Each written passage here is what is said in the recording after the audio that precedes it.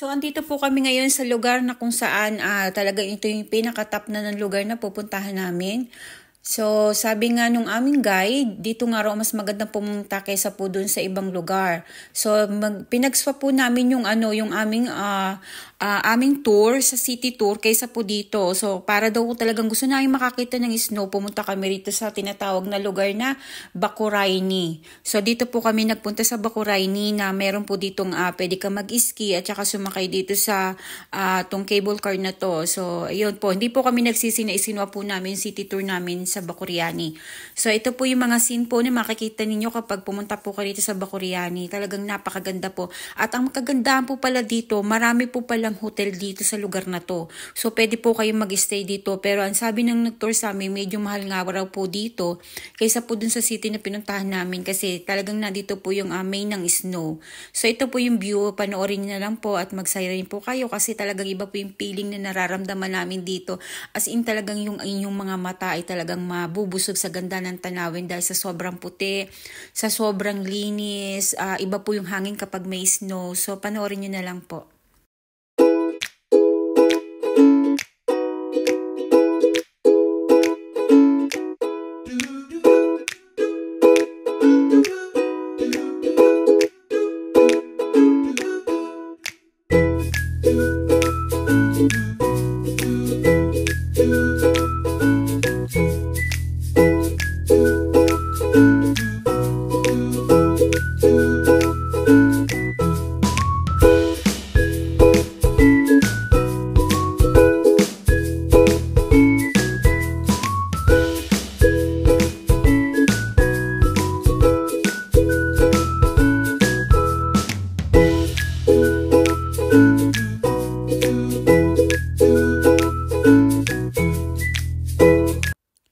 So, after ng Bukaire, bumaba na po kami ng Burjumi. So, may isa po kami city pupuntahan na sabi yung park po ay napakaganda.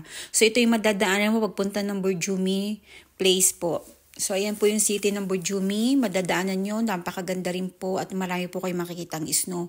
Sa paligid-ligid lang niya po talagang makapal ang snow. Ang sarap sa feeling. So, nadaanan din namin itong isa sa mga spring na natural din po sabi ng aming tour guide. So, tinikman po namin at talagang napakalamig at ang sarap. Iba po yung lasa niya.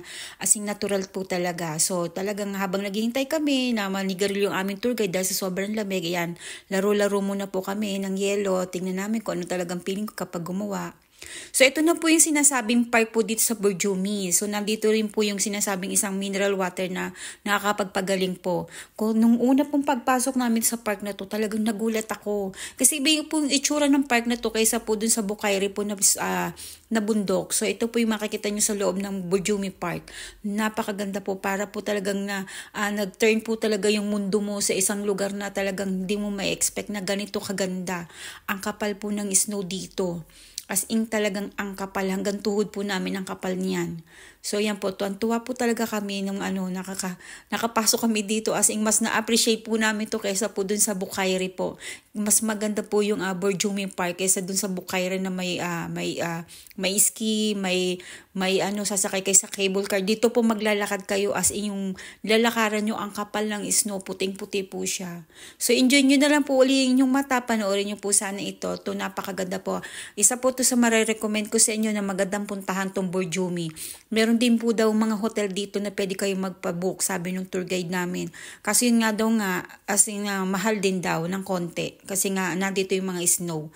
Dito talaga nag-i-snow. So ang kapal talaga. So panoorin nyo na lang po. Enjoy nyo rin po ang inyong mga mata.